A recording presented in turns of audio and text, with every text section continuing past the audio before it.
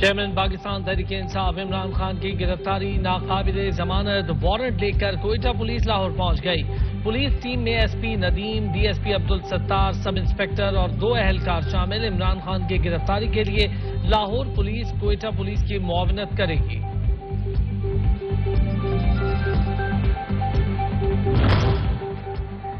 انسداد دہشت گردی عدالت اسلام آباد میں عمران خان کی جوڈیشنل کمپلیکس اور ہائی کورٹ میں پیشی کے موقع پر کار سرکار میں مداخلت سے متعلق کیس، پی ٹی آئی کے وکیل بابر اعوان انسداد دہشت گردی عدالت کے روبرو پیش۔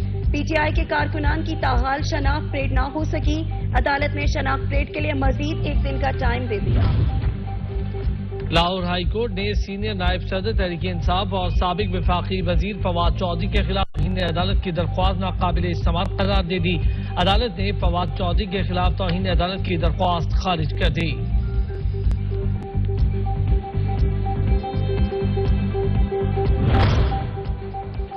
سربراہ عوامی مسلم لیگ شیخ رشید احمد نے کہا، نگران حکومت پی ڈی ایم کی بی ٹیم ہے، جو لاہور میں تشدد ہوا یہ اس کا دفاع کرتے رہے۔ پولیس نے علی بلال کی شہادت کا مقدمہ اس کے والد کی بجائے پولیس کی مدعیت میں درج کیا، جو مستقبل میں نگران حکومت کے گلے پڑے گا۔ سپریم کورٹ کے فیصلے کی عزت پاکستان میں جمہوریت کی زندگی اور موت کا مسئلہ ہے۔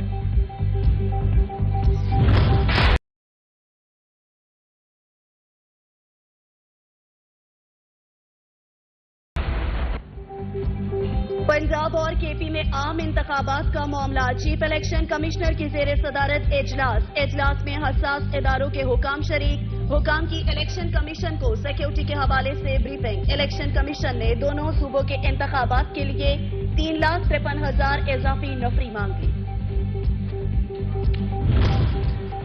مسلم لیگ نون نے انتخابات کے لیے امیدواروں سے درخواستیں طلب کر لی۔ نون لیگ کی رہنما عظمیٰ بخاری نے کہا، ٹکٹ حلقوں کی صورتحال دیکھ کر دی جائیں گی۔ پی ٹی آئی سے نون لیگ میں شامل تمام افراد پارٹی پالیسی کے تابع ہیں۔ پی ٹی آئی امیدواران کے حوالے سے کوئی حتمی فیصلہ نہیں ہوا، مشاورت جاری ہے۔ ملک کو معاشی چیلنجز کا سامنا، پاک فوج کفایت شاری پالیسی پر عوام کے شانہ بشانہ، مسلح فوج کی روایتی پریڈ محدود پیمانے پر کرانے کا فیصلہ۔ روایتی پریڈ پر بڑے پیمانے پر اخراجات ہوتے تھے، پریڈ روایتی انداز میں شکر پڑیاں کے بجائے ایوان صدر میں ہوگی۔ ملک کی ترقی میں پاک فوج اپنا کردار ادا کرتی رہے گی۔ پاک فوج ملک کی مشکل وقت میں پوری قوم کے ساتھ کھڑی ہے۔ ایران سے 100 میگا واٹ اضافی بجلی خریدنے کے لیے پاکستانی وفد 3 روزہ دورے پر تہران روانہ۔ وفد میں پاور ڈویژن اور سینٹرل پاور پرچیزنگ ایجنسی کے اعلیٰ حکام شامل۔ وفاقی وزیر توانائی خرم دستگیر کا بھی اس ضمن میں جلد ایران روانہ ہونے کا امکان۔ حکومت کی بجلی صارفین پر 335 ارب کا اضافی بوجھ ڈالنے کے لیے تیاری۔ بجلی کی قیمت میں 3 روپے 23 پیسے اضافی سرچارج لگانے کے لیے نیپرا میں درخواست دائر کر دی۔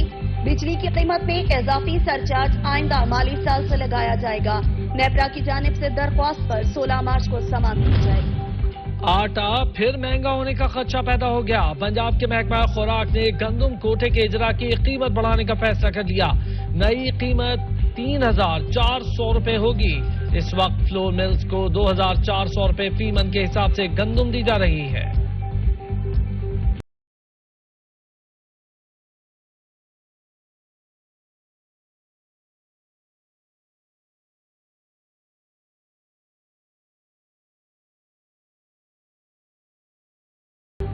انٹر بینک پہ روپے کے مقابلے میں امریکی کرنسی کی قیمت میں کمی دیکھنے میں آئی ہے۔ کاروباری ہفتے کے 5ویں اور آخری روز کاروبار کے آغاز پر انٹر بینک میں ڈالر کی قدر میں 2 روپے 80 پیسے کمی ہوئی، جس کے بعد امریکی کرنسی 279 روپے 50 پیسے پر ٹریڈ کر رہی ہے۔ موسمیاتی تبدیلیوں اور بڑھتی گرمی سے خوفزدہ شہریوں کے لیے اچھی خبر، موسم کا حال سنانے والوں نے شروع کے روزے ٹھنڈے رہنے کی نوید سنا دی۔ شہر قائد میں چند روز گرمی معمول سے زیادہ ہوگی۔